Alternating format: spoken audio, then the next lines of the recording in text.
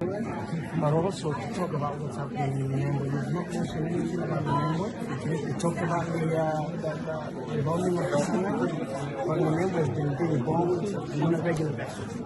Perezida w'umuryango w'abanyamurenge hano muri Leta Zunze Ubumwe za Amerika uhagarariye abantu bagera ku 15,000 ahantu benshi muri bo bamaze kubona ubwenegihugu bwa Amerika. Impamvu turi hano nuko turi kuganira ku kibazo cya Kongo. Numvise perezida w'inteko avuga ku bitero by'indege byagabwe Kisangani, ariko yananiwe kuvuga ku bitero by'indege n'ibisasu bigabwa ku banyamurenge mu Minembwe. Hamaze imyaka 7 hakorerwa ibitero by'indege zitagira abapilote bya leta ku buryo buhoraho. Nta muntu numwe ubivuga kandi abasivile bari kwicwa buri munsi. No kuri uyu munsi honyine habaye ibindi bitero by'indege bitagira abapilote drones. Amasezerano yose arimo kuvugwa areba ku rwego mpuzamahanga, ariko ntareba ku giciro cy'ubuzima bw'abantu. Abakristo b'amatsinda make ndetse n'abaturage bato bari kwicwa mu misozi miremire yo muri ako gace aho nta wita ku bihabera. Leta ya Kongo yamaze gukuraho internet, na internet hari muri ako gace, bityo nta muntu uzi ibiri kuhabera. Yego, byaba byiza rero mukurikiranye iki kibazo, dore email yanjye, ndasaba muzagaruke muduhe igisubizo. Hari n'ibibazo by'indege z'intambara za M23 muri Uvira, nta muntu uzi ibiri kuhaba, birababaje cyane. Igihe cyose muri kuganira kuri aya masezerano cyangwa aya amasezerano y'amahoro, ndabasaba kuzirikana cyane ku matsinda y'abaturage bake, kuba senga cyangwa ku bantu batuye mu misozi miremire ya Minembwe, abantu batigeze bagarukwaho. Murakoze cyane kuba mwabizanye. Yego, ndabasaba mukurikirane iki kibazo, ibyo byaba byiza cyane. Murakoze cyane, ndabashimiye. Twese tuza hano kenshi, ariko ubu ni igihe gikomeye cyane ku bantu bacu. Sheman yavuze ku bitero by'indege byabereye ahandi, sibyo. Yabanje kuvuga ku bitero by'indege byateguwe neza bigabwa ku banyamurenge.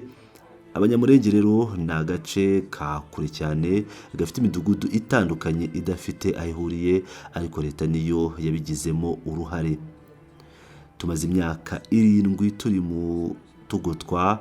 Yanavuze ko no kubijyanye no kugera ku mfashanyo z'ubutabazi kuzigeza ku bazikeneye, ariko abantu bacu bamaze imyaka 8 badafite uburyo na bumwe bwo kugerwaho n'imiryango itanga ubutabazi. Bityo buri gihe iyo tuvuga kuri aya masezerano dukunze kwibagirwa igiciro cy'ubuzima bw'abantu, tubifata nk'ikibazo rusange ku rwego mpuzamahanga. Yego, tugomba kunyura aha. Ndibuka ko mwigeze kuvuga ku bitekerezo bya jenoside, kandi ibyo ni ibintu bya vuba cyane, ariko iyo tuvuga ku masezerano y'amahoro ku rwego rw'isi, birumvikana ko harebwa ku nyungu nini. Bityo ndabasaba kuzirikana kuri ibi.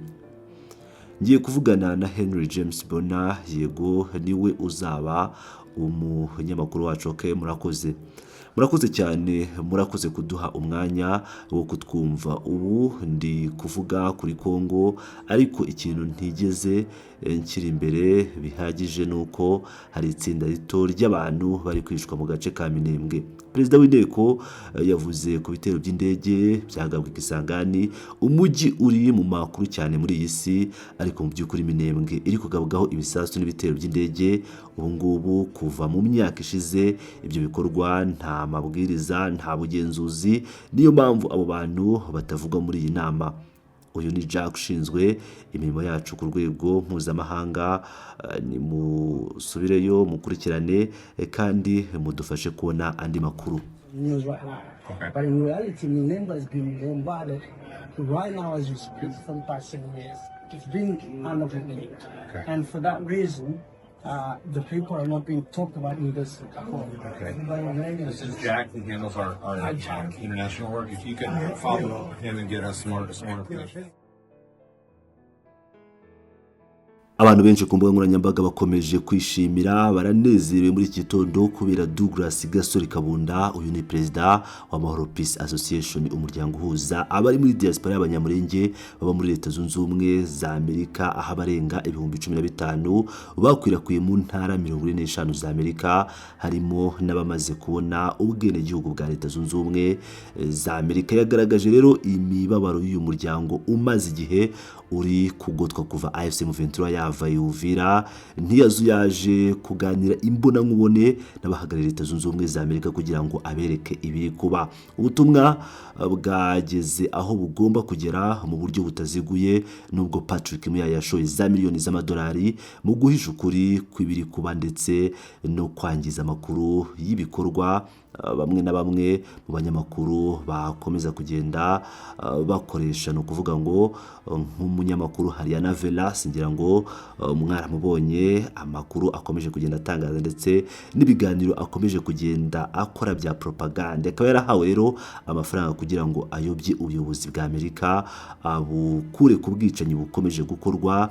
Hakaba hashize imyaka 8 Kinshasa n'abafatanyabikorwa bayo b'abarundi FDL n'imitwe y'abagizi ba nabi ya Mayimayi yaje kwitwa Wazalendo bagerageza kurimbura burundu uyu muryango.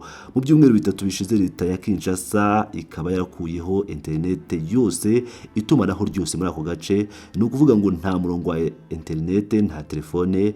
Barimo kugerageza kuba bareba uburyo urubyiruko rurwanira uburenganzira bwabo babakasa ku buryo twirwaneho nta kintu yageraho.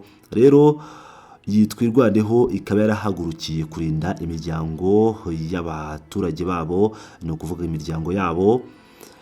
Ni ibintu bikomeje kugenda bigaragara kuko iyo miryango yabo niyo soko yonyine y'imibereho y'uyu muryango w'aborozi ituye mu misozi miremire. Ngira ngo rero nk'uko mu byiyumvira ndetse nk'uko mu byibonera, ni ibintu bikomeye cyane bikomeje kugenda bigarukwaho mu buryo budasanzwe, mu buryo bushimishije kuba nibura MPA uyu Douglas akomeje kugenda avuganira abanyamurenge kuri uru rwego, aho nyuma yaho amakuru ndetse n'ibiganiro byose bitandukanye bya politike byakomeje kugenda bigaruka kuri Kisangani, bigaruka kuri Leta ya Kinshasa.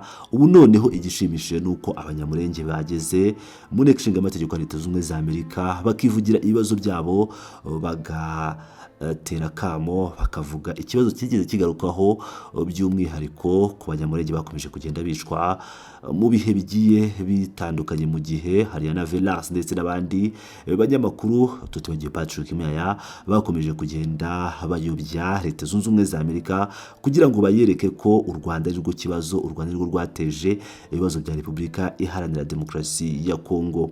Ngira ngo rero murabyumvira neza ko ikibazo cy'abanyamurenge cyamaze kugera mu nteko ishinga amategeko ya Leta Zunze Ubumwe za Amerika. Ngiye nk'ibisanzwe ni Pilot News TV, mukomeze mane nanjye, ndabakunda cyane, muri ab'agaciro.